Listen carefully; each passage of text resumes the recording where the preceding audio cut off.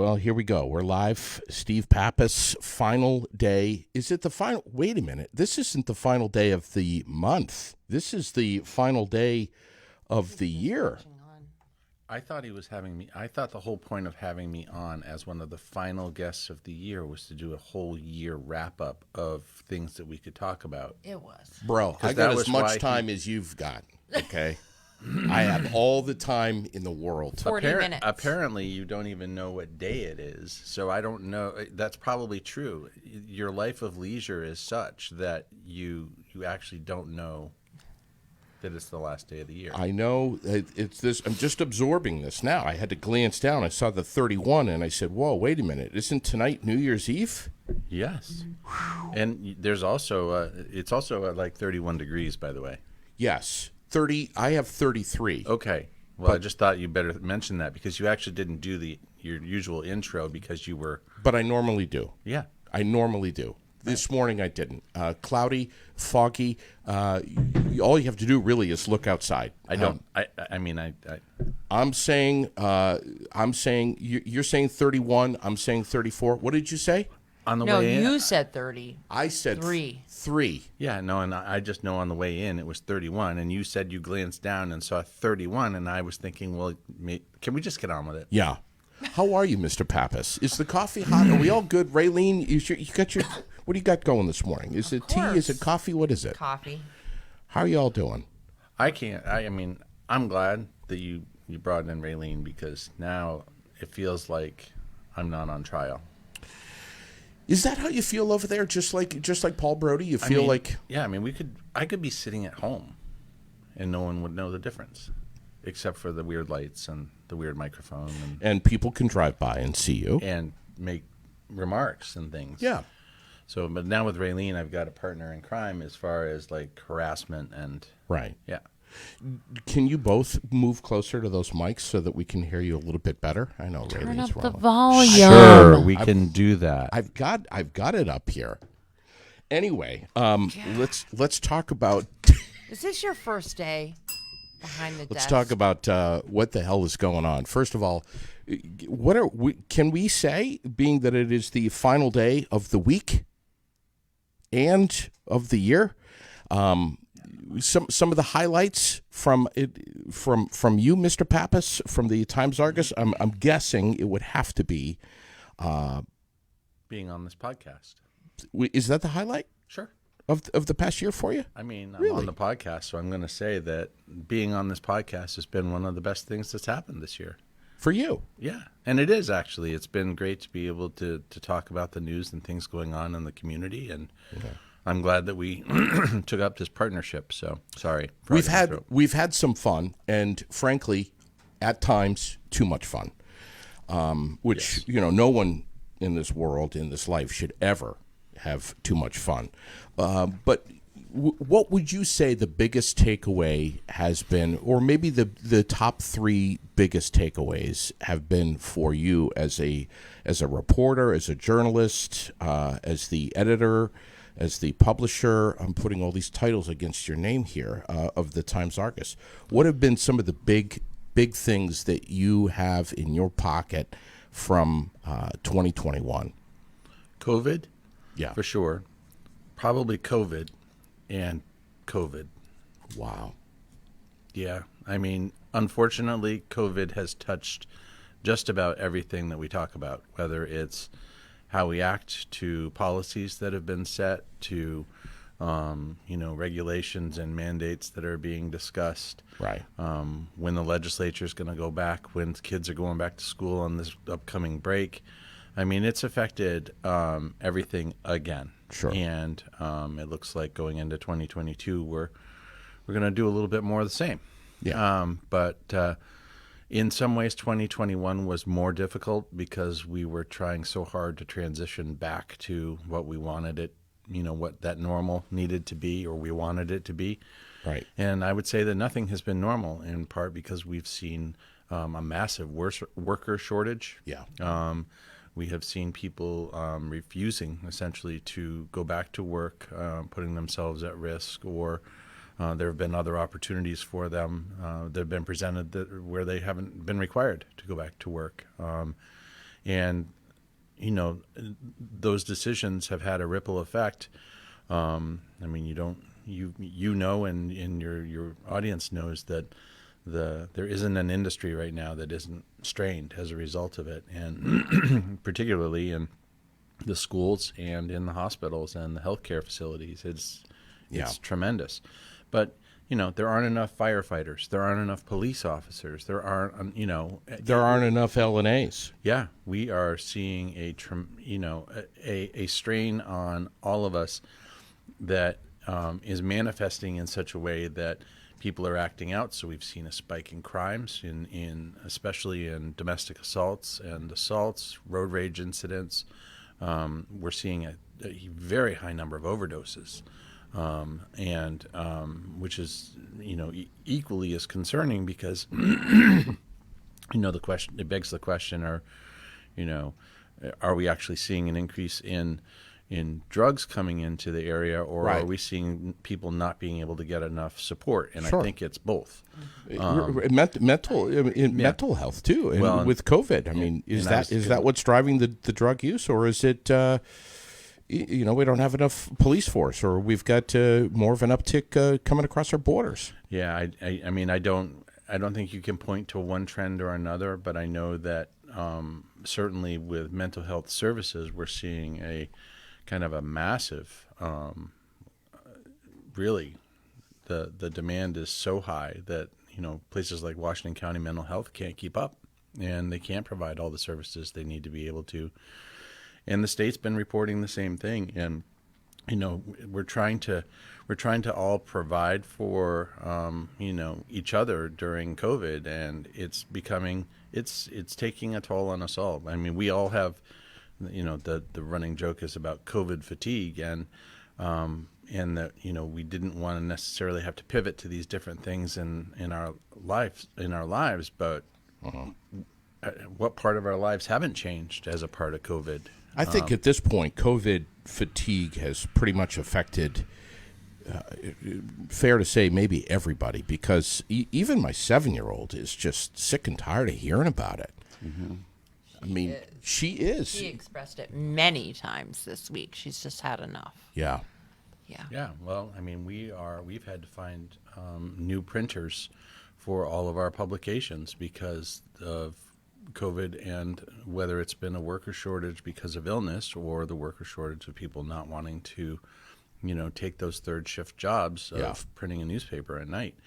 And, and fortunately we've been able to come out the other side of that with, a lot of hair pulling, and I'm probably a lot grayer this week than I was a few weeks ago when I was on, but we've noticed. Thank you. I appreciate it. But it's, yeah, I mean, I don't think you can talk to anybody who, as you say, can't point to something in their life that has been, and at this point, remember a year ago, we had a hard time saying we knew anybody who had COVID. I know so many people who have had COVID now. Yeah. Especially this Omicron variant is, this is like wildfire. And, yesterday we had 1,158, I think, new cases.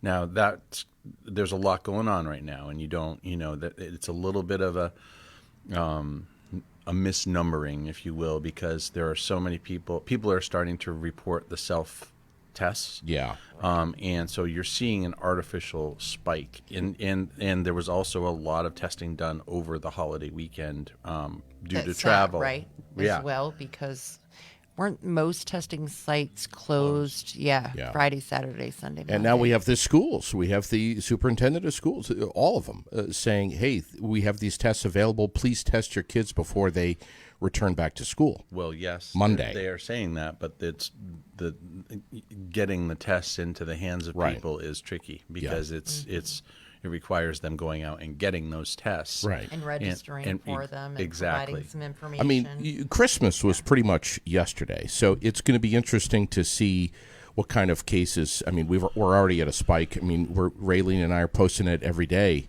the information on the Aired Out page of what's happening. It went from 500 to 900 to over 1,000. And we were talking about, in the newsroom, we were talking about look, do we report on we do report on it every day, but do we do a new story on it every day?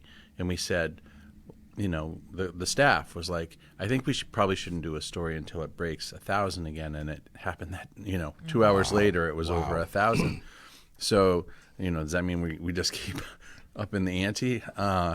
It's not that we don't want to do a unique story on this, but it's very much it's part the of numbers. too. It's the numbers game. And we have to, at this point, it comes down to, and my editorials, some this week, have pointed to this, it comes down to, at this point, what are our policymakers and leaders going to do about this? Sure.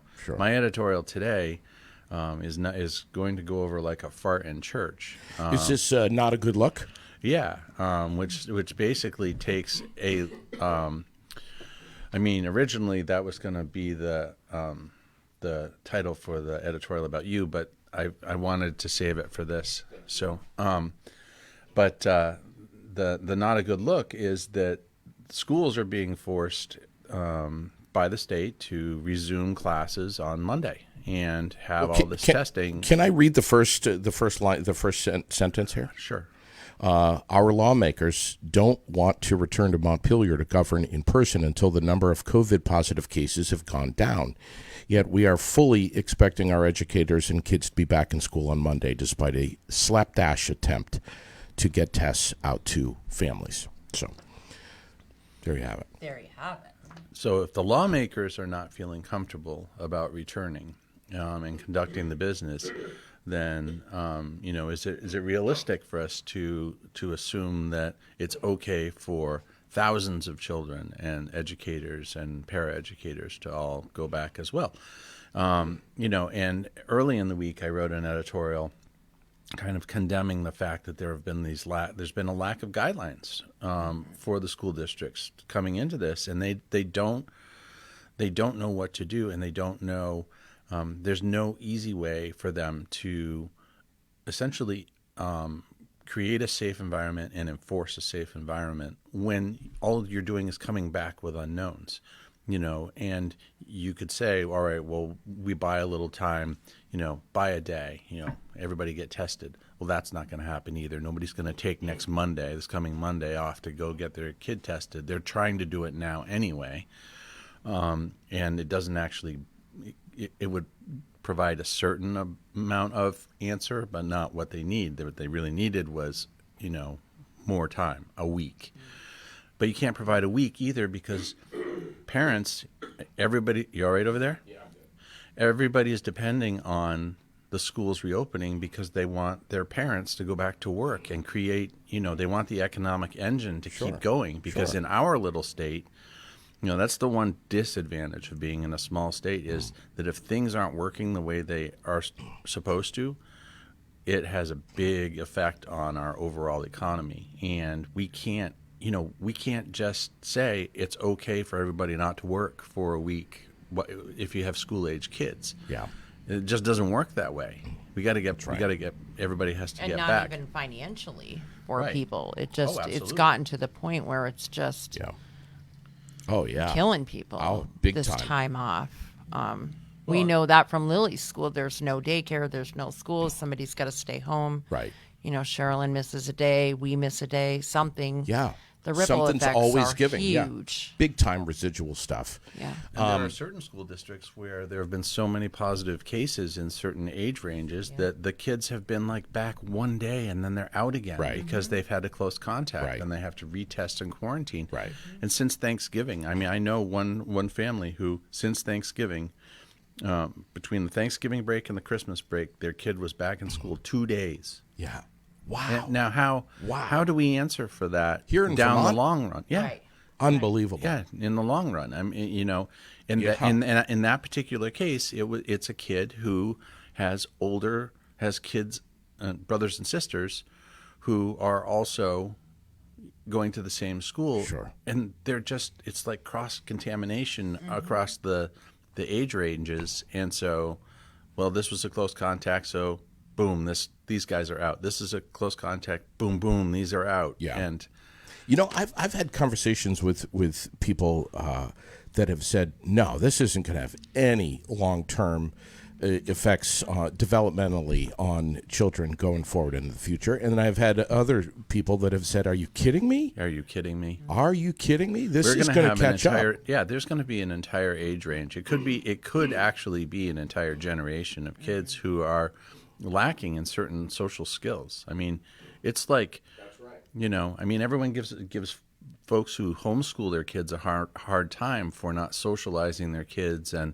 those kids. Well, essentially, we've had to homeschool. Yeah, I mean, we haven't. We're not homeschooling, but sure, it's the equivalent of this whiplash of a little bit of time in, little time out. The structure's just not quite there, and the one thing the kids need is structure. Right. I mean, JD needs a lot of structure too, but hell of a lot. Both of you watch things very carefully with regard to, and I know Raylene does, with broadband and with what's happening in our state.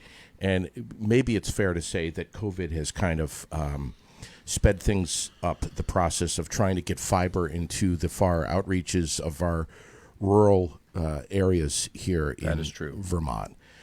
I've seen fiber getting laid here a little bit out in my county. But is that going to be? What's the latest on that? I'm looking to both of you for this. Where are we like today, this week, about getting fiber optic? Do you know anything about that?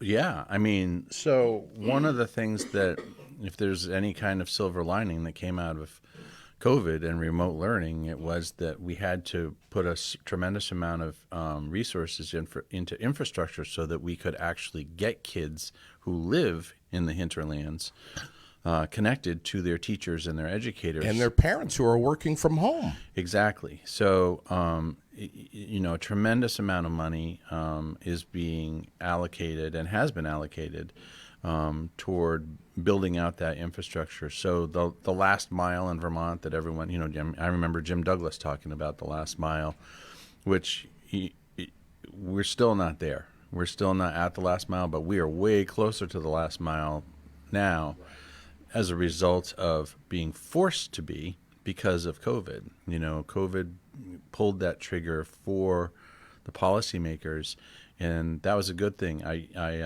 have a friend who I'm on a couple of committees with, and he runs a local business here in the community, and they do a lot of tech work, and he's been on the radio a few times talking about one of the things that his company is most proud of. It has been that they were able to work with school districts to really connect them and take advantage of kind of some of this build out in central Vermont, at least, and get equipment and connectivity to kids who otherwise wouldn't be able to afford it. I mean, that's another issue, is the affordability of internet, and that you can put all the fiber you want out there, but you got to make it available to people who need it. And you need employees to of course maintain and run it, and that's put a huge hindrance as well. Right.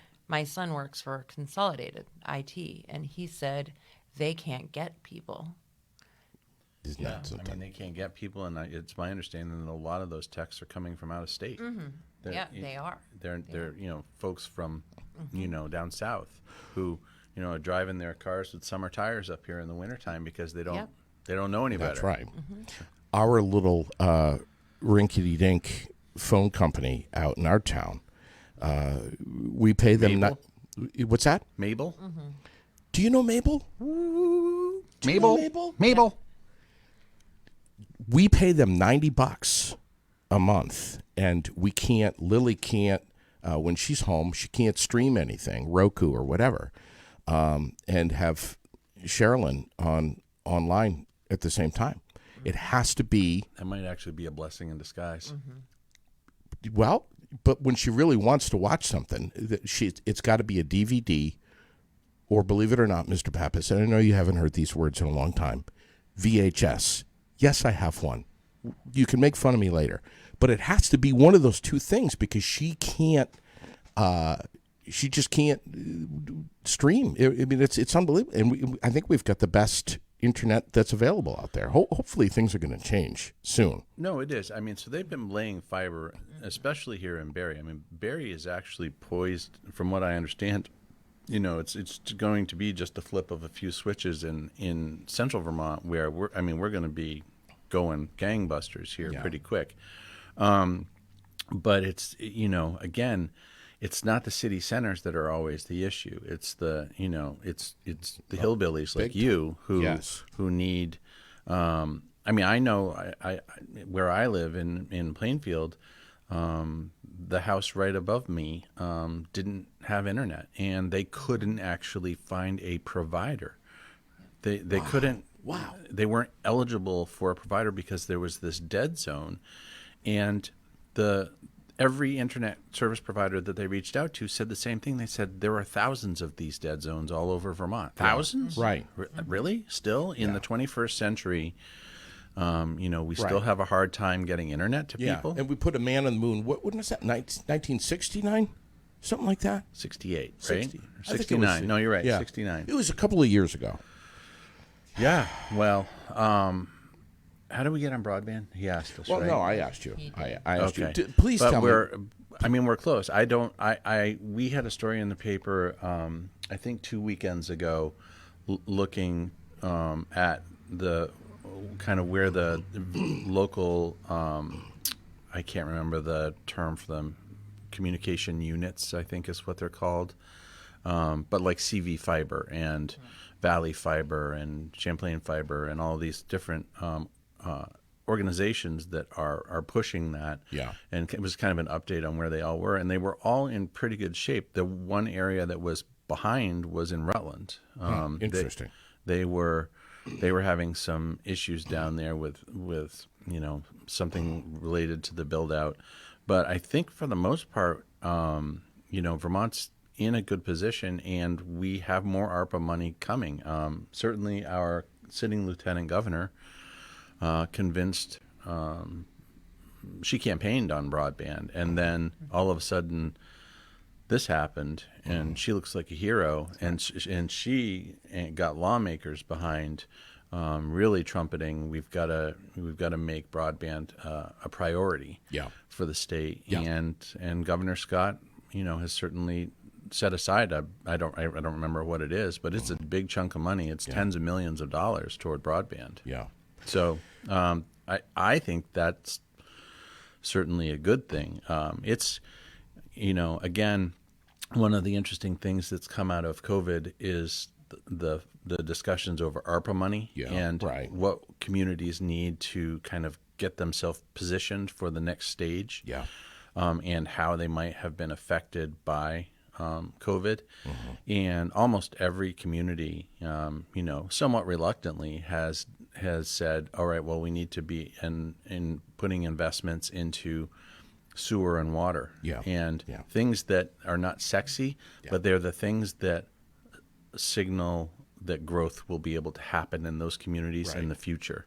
So it's you need to have those things. You got to have those build outs of infrastructure like sewer, water, utilities, poles, roads.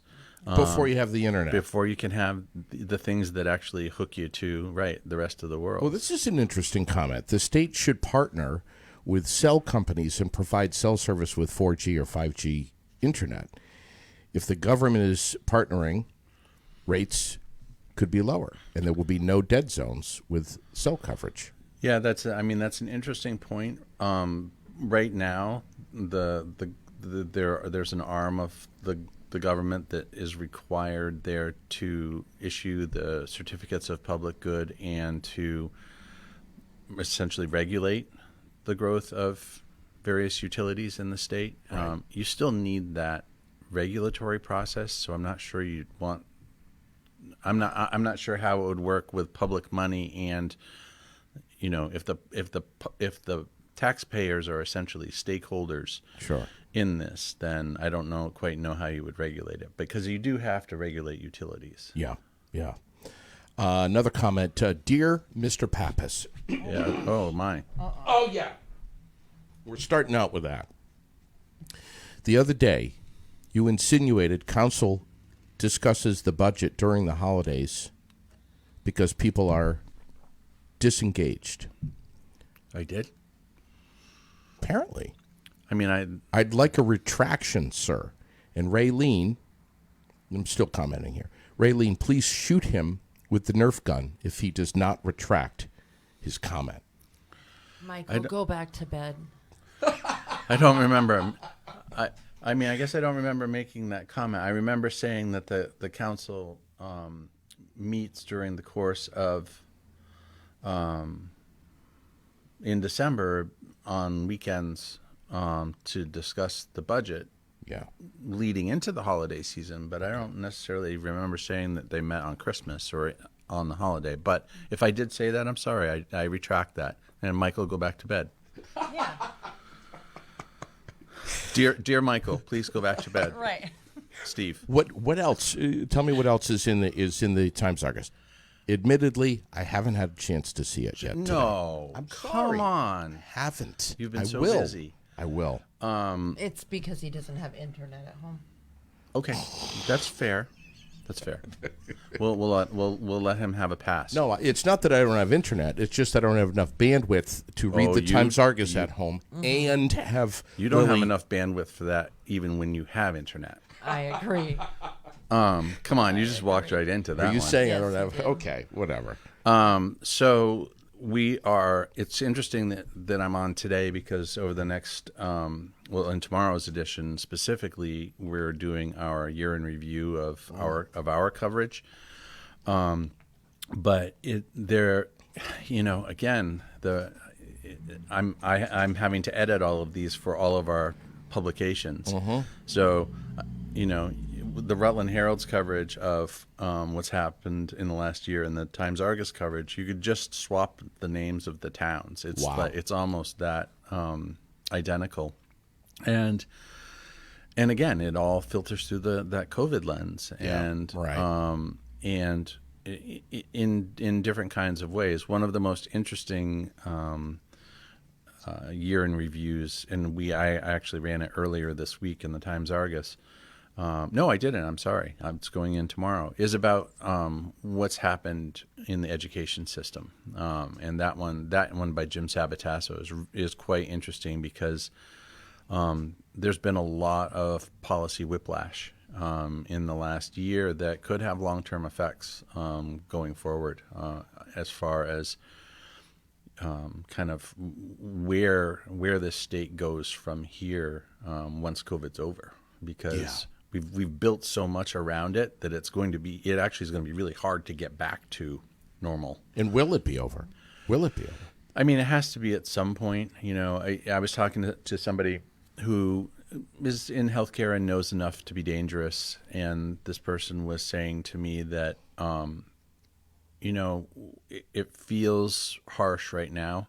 It may be that this is the same thing as flu for us very soon. That this is just, we have a coronavirus coming through. Everybody needs to mask up. Well, all these new variants too. I mean, we've got Delta now. We've got Omicron. What's next? And where are we going to be a year from now? Are we going to be in the same boat, if not worse? Well, a year from now. We haven't eradicated the flu.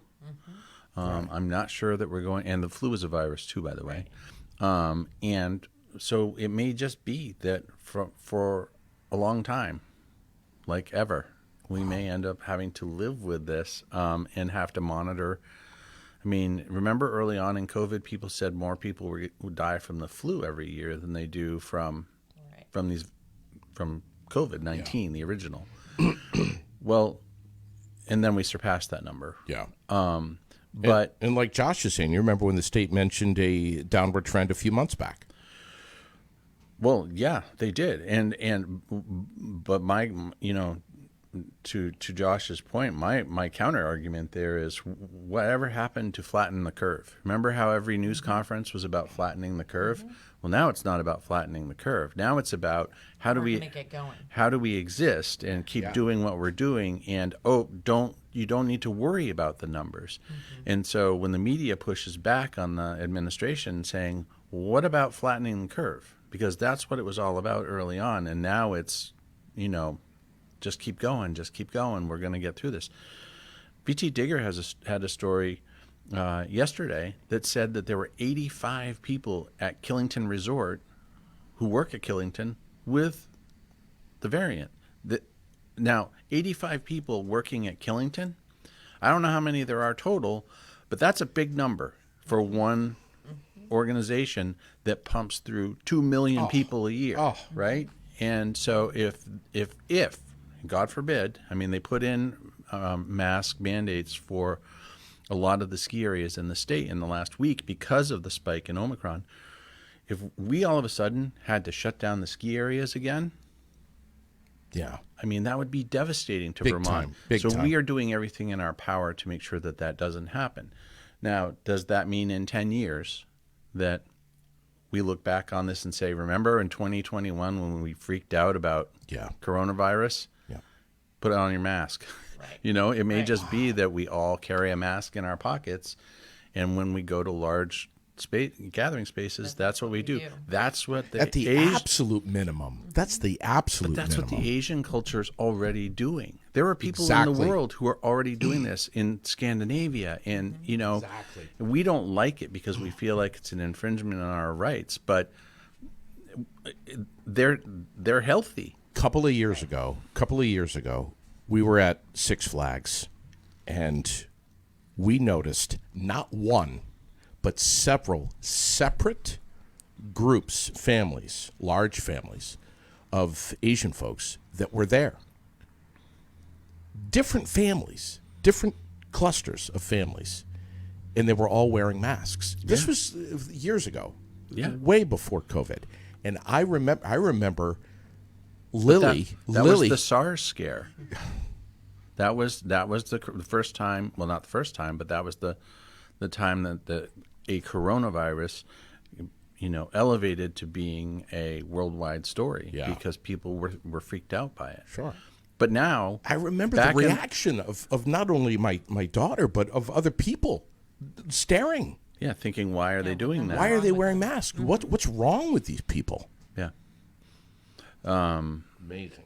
I mean, to me, the one thing that the mask, I don't mind wearing a mask in a group, and I've been wearing a mask way more in the last few weeks than I have been in a while. I basically wear it every time I go out. Right.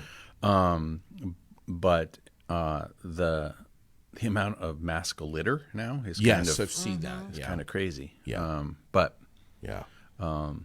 Yeah. It's I don't to your point of, is it going to go away? I don't think so. I think and and the first time that one of these, I mean, it's already a deadly virus. Yeah. The first time that one of these variants comes along and it has a slightly different to it that makes it grosser or more scary. Yeah. Because I mean, we've got comments here. Slow the spread, never stop the spread. Right. Flatten the curve was about hospital capacity. It never had a target of zero COVID. Everyone will get it. Over 10% of Vermont has had COVID now. I think it's higher than that. Yeah. I think the number now is higher than 10%. And cloth masks have no real effectiveness on Omicron. Have you heard that? I mean, I have. I mean, you have heard that, Raylene? There's been lots of there's lots of folks who say that the N95 is really the only way to go, or there's a thicker surgical mask that you can get that those are better than the cloth masks. I know people who wear like 2 or 3 cloth masks. And I mean, I mean, then you get into. Right, something is better than nothing. Yeah, exactly. And I'm still, remember early on, there was that run on hand sanitizer and all of that. Well, I mean, I know people who still sanitize their hands every time they get into their car again after they've been out shopping or whatever, and they're just not going to take those chances. Sure. And at the same time, the guy in the next car is, laughing. Yeah, You're doing it. Picking his nose and shaking your hand. Well, you shouldn't pick your nose. Used to pick it all the time. Teach him that since I started working with him, Pappas, but You listening to this? Just don't look under No luck the yet. desk. The edge of the desk is going to be like a braille with all the little boogers. When we say aired out, we mean it. We're not fooling around here. We don't pre-record anything. We just let it go. We let fly. I have to go soon, so what else do you want to talk about? Raylene, cut him off. Cut this man off. No, I don't have to go Don't yet. let him drive. I don't have to go yet. What do you mean don't drive? No, I'm watching the clock. I know when he has to go. I know. So anyway, we'll let you go. Any closing thoughts, comments from either of you? Pick up the damn Times-Argus today. Obviously, I think that's kind of a no-brainer. Kind of bold advertisement there. Pick up the damn Times-Argus. Well, but listen. So I mean, it's my the truth. editorial. So my editorial for New Year's Day tomorrow. Yeah. Talks about obviously resolutions and. The resolutions that we as a company are proposing are not the ones of losing weight and save more money. Stop smoking. I didn't put that in, but stop smoking. You should stop smoking. I'm not smoking. The cigarette is smoking. I'm just puffing on it to keep it lit. But the resolutions that we're putting forth are things that we all can do to be better citizens right now in this COVID age. And one of the recommendations that we make that is totally self-serving, and I acknowledge it, is that no matter where you are and where you're living and where you, as an audience member of this show, are listening, you should subscribe to your local newspaper so that you know what's going on in your community. You have to. You have to. Absolutely is a reflection of what's going on. You can't always trust social media, but most often you can't trust it. Well, I didn't want to say that, but social media can be very toxic, and it is anything that goes on social media is kind of has an unnecessary importance to it that. People take as fact, and the newspapers are paid to put out information that they know to be true. Sure. So, it's important for people to have context and have facts to make educated decisions about what they want to do in the community. So, read my editorial tomorrow. Subscribe today. You actually can't subscribe today because our offices are closed today, but subscribe on Monday. Yeah. And get on the paper. If you're on the go, like so many of us are, Raylene is. I mean, you have it on your phone and you know what's happening. You're waiting in line at the store, whatever. You can hop on and quickly and easily get caught up on what's happening in Central Vermont. One of my other recommendations, by the way, is get a library card. Do you have one of those? I do have a library card. Really? Good. Okay. Yeah. Do you? Yeah. No, I don't have. Have you lost your library card ever? No. Because losing your library card is a huge pain in the ass, and it happens all the time.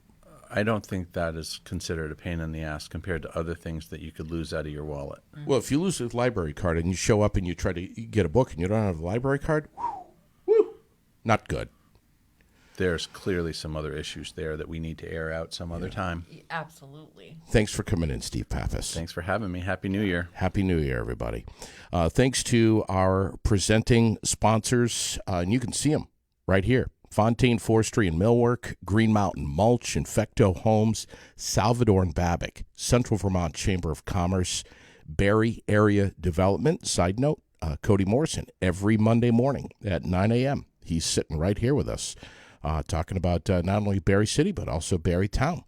FGB Theaters got a chance to take Lily out at yesterday to see Sing. Sing 2, I think it was, with a couple of her friends. And we just had so much fun. Right down the road at the Paramount. Yesterday afternoon, the 3:15 matinee. It was fantastic. Gusto's.